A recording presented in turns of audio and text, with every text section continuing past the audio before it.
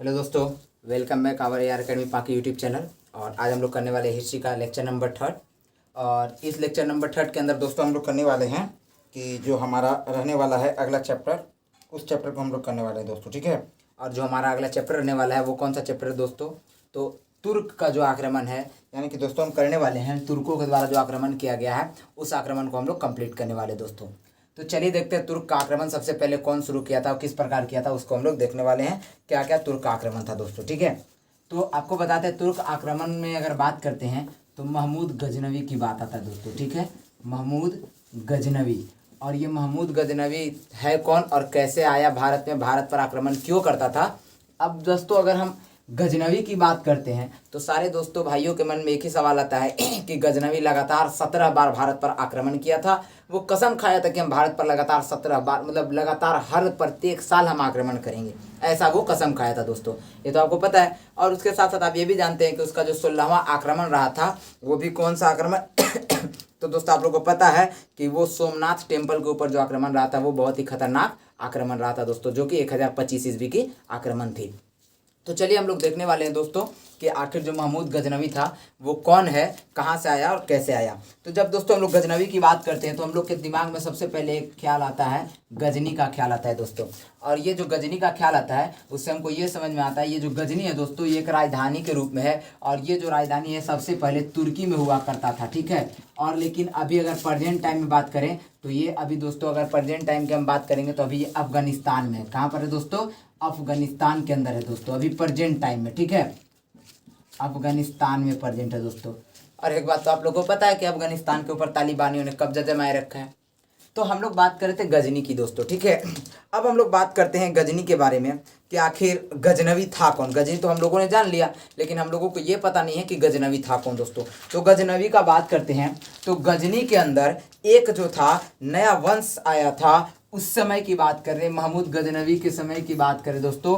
गजनी के अंदर एक नया वंश आया था दोस्तों जिसका नाम था यामिनी वंश दोस्तों, ठीक है। यामिनी वंश, ये एक नया वंश आया था दोस्तों। और जो इसके फाउंडर थे वो कौन थे दोस्तों? तो इनके फाउंडर का नाम अल्पतगीन नाम था दोस्तों। क्या नाम था? अल्पतगीन, ठीक है दोस्तों। ये यामिनी वंश के फाउंडर माने जाते हैं। ये यामिनी वंश के दोस्तों फाउंडर, संस्थापक माने जाते हैं, जिनका नाम है अल्पतगीन दोस्तों, ठीक है। और ये जो अल्पतगीन थे वो यामिनी वंश के संस्थापक माने गए दोस्तों। अब ये अल्पतगीन कौन थे दोस्तों? तो आपको बताते चले कि अब्दुल मालिक के दास थे। ये जो अल्पतगीन थे ये अब्दुल मालिक के दास थे, ठीक है। अब्दुल मलिक है ना दोस्तों, अब्दुल मलिक के ये क्या थे? अब्दुल मलिक के दोस्तों ये दास थे, ठीक है। दास कौन थे दोस्तों अब्दुल मलिक के? अल्पतगीन जो थे वो अब्दुल मलिक के दास हुआ करते थे दोस्तों, ठीक है। अब इसके बाद आता है दोस्तों कि जो अल्पतगीन के जो बेटा था दोस्तों, यानी कि जो अल्पतगीन का जो दास था दोस्तों उसका नाम था सुमगीन दोस्तों। क्या नाम था? सुबगतीन दोस्तों। उसका क्या नाम था दोस्तों? तो उसका जो नाम था दोस्तों वो नाम था उसका जो नाम था दोस्तों सुबक्तगीन नाम था दोस्तों, सॉरी सुबक्तगीन, सुबक्तगीन उसका नाम था दोस्तों, सुबक्तगीन उसका नाम था। यानी कि अल्पतगीन के जो दास था दोस्तों, आपको सबसे पहले ये पता रखना है कि अब्दुल मलिक का दास था अल्पतगीन और अल्पतगीन का जो दास था वो था सुबक्तगीन दोस्तों, ठीक है। और इस सुबक्तगीन का एक बेटा था दोस्तों, एक बेटा, ठीक है। यानी कि बेटा ना कह करके इसको क्या कहा गया है तो दोस्तों दास। सुबक्तगीन का भी एक दास था दोस्तों जिसका नाम क्या था? अगर बात करें तो महमूद गजनवी हम देते हैं, ठीक है। लेकिन उससे पहले अब हम इसकी कहानी समझेंगे दोस्तों कि आखिर महमूद गजनवी क्यों भारत के अंदर आया था। यानी कि हम कह सकते हैं कि सुबक्तगीन का जो बेटा था वो कौन था? गजनवी था, ठीक है। और ये इसका क्या था? बेटा था दोस्तों, है ना। ये जो सुबक्तगीन था दोस्तों उसका बेटा का नाम था गजनवी। अब ये गजनवी भारत क्यों आया, कैसे आया, उस कहानी को हम लोग देखने वाले हैं दोस्तों। तो आखिर महमूद गजनवी भारत क्यों आया था तो उसके बारे में चलिए देखते हैं और समझते हैं, ठीक है। तो आपको बताते चलें कि इस समय की बात है, सुबक्तगीन के समय की बात हम कर रहे हैं दोस्तों। इस टाइम पीरियड में जो आप नाम सुने होंगे पेशावर, आप लोगों ने नाम सुना होगा पेशावर का, ठीक है। पेशावर, अभी प्रेजेंट में ये दोस्तों ये जो पेशावर है वो भी प्रेजेंट में पाकिस्तान के अंदर है। लेकिन इस समय की हम बात कर रहे हैं, महमूद गजनवी के समय की हम बात करें दोस्तों, तो मध्यकालीन समय की बात करें दोस्तों, तो उस समय ये जो पेशावर था इसका जो बाउंड्री था दोस्तों वो भारत के बाउंड्री से टचेबल था, यानी कि बाउंड्री भारत के जो था वो टच करता था। ठीक है, तो वो उस समय पेशावर जो था भारत के बाउंड्री लाइन से टच करता था। लेकिन अभी ये प्रेजेंट में पाकिस्तान में दोस्तों। तो पेशावर के अंदर एक राजा हुआ करते थे उसी टाइम पे दोस्तों। ठीक है, पेशावर के अंदर एक राजा हुआ करते थे जिनका नाम क्या था दोस्तों, तो पेशावर के अंदर जो राजा थे उनका नाम था राजा जयपाल। उनका नाम क्या था दोस्तों, राजा जयपाल नाम था उनका। ठीक है, तो ये जो राजा जयपाल थे दोस्तों, तो हुआ ये था कि ये जो सुबुक्तगीन थे दोस्तों, ये आप लोगों को सुबुक्तगीन जो दिख रहा है, ये क्या करते थे कि लगातार राजा जयपाल के ऊपर हमला करते थे, लगातार हमला करते और ये फिर से हार जाते, फिर से हमला करते, फिर से हार जाते, फिर से हमला करते, फिर से हार जाते थे। यानी कि राजा जयपाल से क्या करते थे, वो बार बार सुबुक्तगीन जो थे हमला करते राजा जयपाल के ऊपर, इनकी हार हो जाती, फिर से सुबुक्तगीन राजा जयपाल के ऊपर हमला करते, फिर से इनकी हार हो जाती, फिर से सुबुक्तगीन राजा जयपाल के ऊपर हमला करते, मतलब बार बार हमला करते थे दोस्तों, और इनको बार बार हार ही प्राप्त होती थी दोस्तों, बार बार ये पराजित हो जाया करते थे दोस्तों।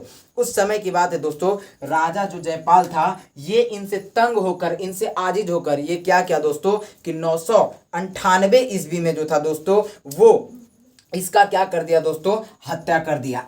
998 ईस्वी में जो था दोस्तों राजा जयपाल जो था वो सुबुक्तगीन की हत्या कर दिया, इसका हत्या हो गया दोस्तों। और जो हत्या हुआ कब हुआ, 998 ईस्वी में हुआ। और हत्या किसके द्वारा किया गया दोस्तों, राजा जयपाल के द्वारा।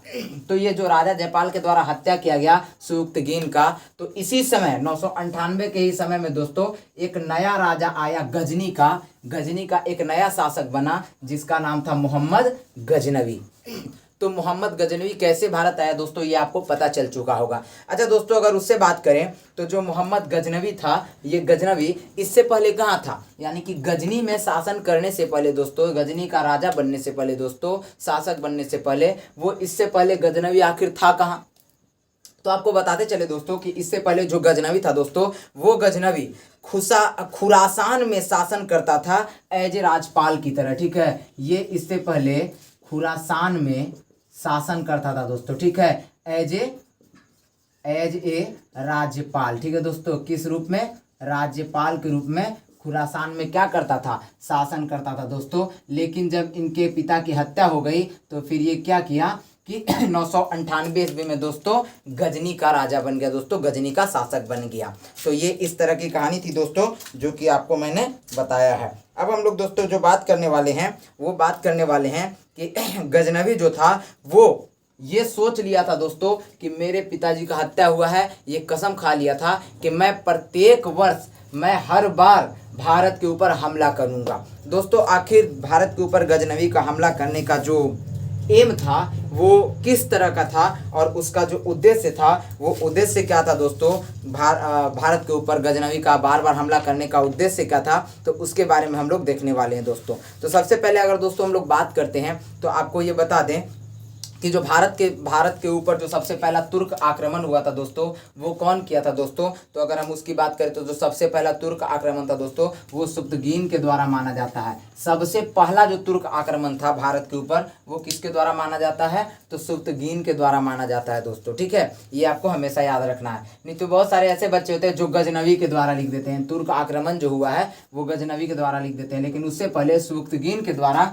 बार बार राजा जयपाल के ऊपर आक्रमण किया जाता था दोस्तों। ठीक है, तो ये आपको याद रखना है। इसके बाद अगर हम बात करते हैं दोस्तों तो 998 में जो था गजनवी शासक बना कहाँ का, गजनी का। इसके बाद अगर बात करते हैं दोस्तों तो इससे पहले जो था वो गजनवी खुरासान में शासन करता था एज ए राजपाल की तरह दोस्तों। उसके बाद बात करते हैं दोस्तों तो सर हेनरी इलियट, याद रखिएगा सर हेनरी इलियट, ये एक इतिहासकार हैं दोस्तों। सर हेनरी इलियट ये एक इतिहासकार हैं और इनका ये मानना है कि लगातार गजनवी जो था दोस्तों, मोहम्मद गजनवी, वो लगातार भारत के ऊपर 17 बार आक्रमण किया है दोस्तों। ये किनका मानना था, सर हेनरी इलियट, जो कि ये क्या है, एक इतिहासकार हैं दोस्तों। तो यहाँ तक आप लोगों को क्लियर होगा। अब हम लोग आगे चलने वाले हैं तो देखते हैं आगे क्या है इसके अंदर।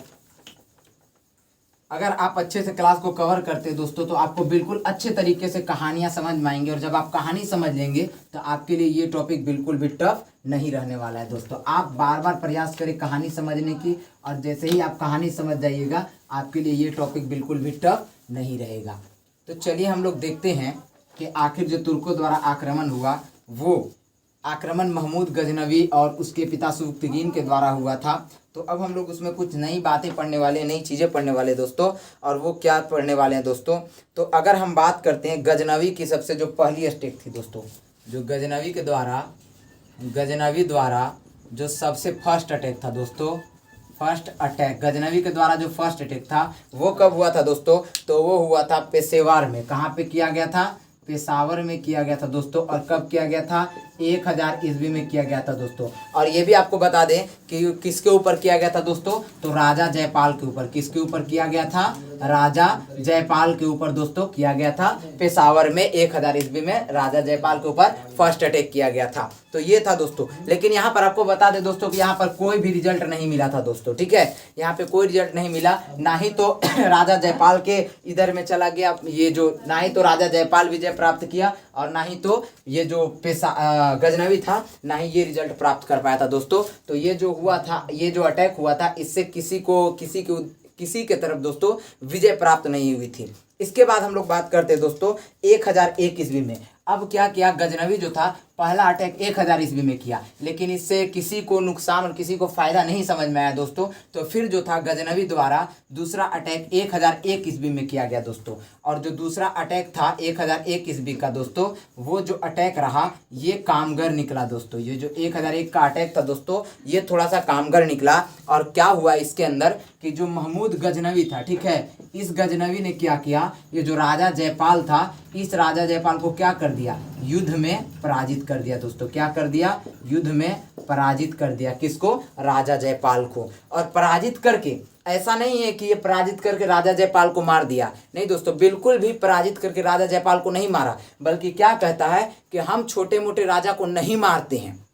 लेकिन फिर भी ये जो राजा जयपाल था वो मर गया था दोस्तों। तो वो कैसे मरा था दोस्तों, इसके बारे में जानते हैं। तो जो ये गजनवी था ये क्या बोल दिया, युद्ध में राजा जयपाल को पराजित किया। उसके बाद ये क्या बोलता है कि हम छोटे मोटे राजाओं को नहीं मारते हैं। अब जो बेचारा ये राजा जयपाल था दोस्तों, ये क्या था, मजबूर हो गया दोस्तों, अपने इज्जत से शर्मिंदा हो गया दोस्तों। और इसको इतना बेशर्म अपने आप को फील करने लगा दोस्तों, इतना इसको गंदा महसूस होने लगा कि ये क्या किया, जलती हुई चिता पर जाके बैठ गया दोस्तों, और ये आग से झुलस करके अपना प्राण त्याग दिया, आत्महत्या कर दिया था दोस्तों। इसके बाद हम लोग बात करते हैं उद्देश्य। आखिर क्या उद्देश्य था जो गजनवी बार बार अटैक करना शुरू करने लगा दोस्तों, वो भी किसके ऊपर दोस्तों अटैक करना शुरू करने लगा, तो भारत के ऊपर अटैक करना शुरू कर दिया। आखिर क्या कारण था, उसका उद्देश्य क्या था, तो देखिए दोस्तों, अगर हम उद्देश्य की बात करते हैं तो सबसे पहला उद्देश्य था दोस्तों, वो उद्देश्य था लूट करना, ठीक है दोस्तों। यानी कि भारत से जितने भी चीजें हैं, संपत्तियां हैं, उन सारी चीजों को लूट करना, इसका पहला उद्देश्य था दोस्तों। इसके बाद अगर हम दूसरा उद्देश्य की बात करते हैं दोस्तों, तो इसका जो दूसरा उद्देश्य था दोस्तों, वो था मध्य एशिया का शासन को मजबूत करना। वो क्या उद्देश्य था दोस्तों, मध्य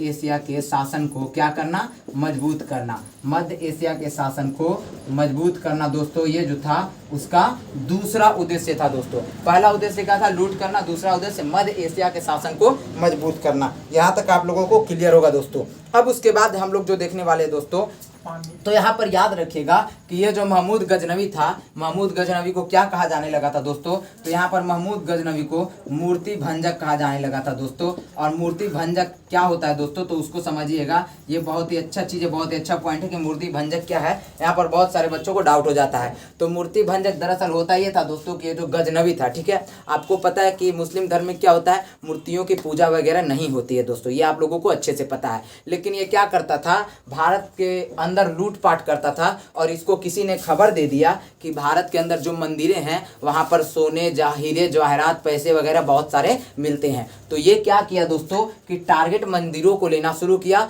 और जब भी आता था मंदिरों को तोड़कर, मूर्तियों को तोड़कर वहाँ से क्या करता था दोस्तों, लूटपाट कर ले जाया करता था दोस्तों, सोने चांदी को लूट कर ले जाया करता था दोस्तों।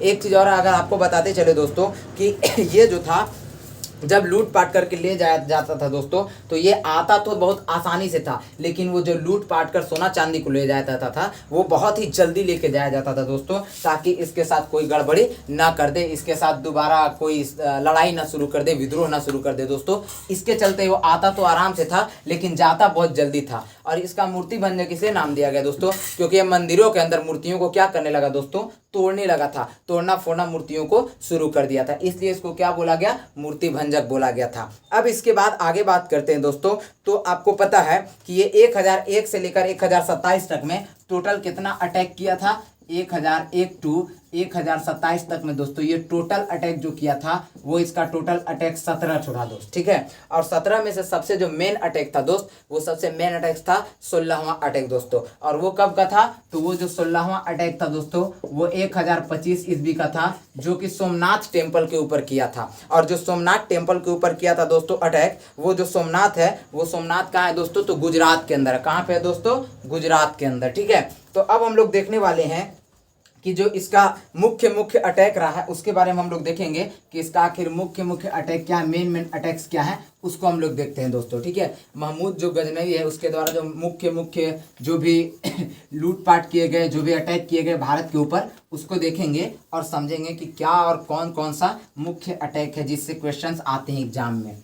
ओके दोस्तों, तो चलिए देखते हैं कौन कौन से अटैक। तो आपको याद रखना है कि एक 16वां अटैक, उससे कई बार क्वेश्चंस आ चुके हैं दोस्तों कि जो 16वां अटैक है वो कहाँ पे हुआ था। तो आपको बताना है 16वां अटैक जो सोमनाथ टेम्पल के ऊपर हुआ था, और वो सोमनाथ टेम्पल गुजरात में स्थित है दोस्तों। तो सबसे पहला है दोस्तों वो है 1000 ईस्वी में, ठीक है दोस्तों।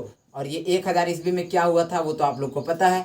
1000 ईस्वी में जो पहला अटैक था महमूद गजनवी के द्वारा दोस्तों, वो सबसे पहला अटैक के अंदर था दोस्तों जयपाल के विरुद्ध। वो किसके विरुद्ध था दोस्तों, तो जो 1000 ईस्वी में जो पहला अटैक था दोस्तों वो था जयपाल के विरुद्ध दोस्तों, जो कि पंजाब में किया गया था। उसके बाद दोस्तों दूसरा अगर अटैक की बात करें तो दूसरा अटैक जो था दोस्तों, वो दूसरा अटैक 1001 ईस्वी में हुआ था, ठीक है। और 1001 ईस्वी में क्या हुआ था दोस्तों कि जो जयपाल राजा था दोस्तों, है ना, वो राजा जयपाल क्या हुआ था महमूद गजनवी से पराजित हो गया था, यानी कि हार हो गई थी।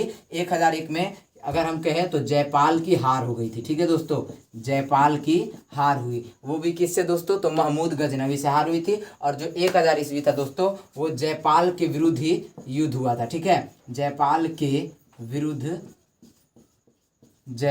विरुद्ध दोस्तों क्या हुआ था, 1000 ईस्वी में अटैक किया गया, जो कि कहाँ पे है दोस्तों, अगर हम बात करें ये कहाँ पे है, पंजाब में है, याद आपको रखना है, ठीक है। ये कहाँ पे, पंजाब की हम बात कर रहे हैं। दूसरा है 1001 ईस्वी, जिसमें जयपाल की क्या हो गई थी दोस्तों, हार हो गई थी। अब अगर तीसरा हम बात करते हैं दोस्तों, तो आपको हम बताते चले कि तीसरा अटैक नहीं, हम लोग डायरेक्ट छठा अटैक की बात करने वाले हैं, ठीक है। आप कहिएगा सर यहाँ पे रोमन, तो आप यहाँ पे सीरियल नंबर पहला दूसरा करके लिख सकते हैं दोस्तों, लेकिन हम क्या कर रहे हैं यहाँ पर नंबर्स ऑफ अटैक्स का बता रहे हैं, कैवा नंबर का अटैक है।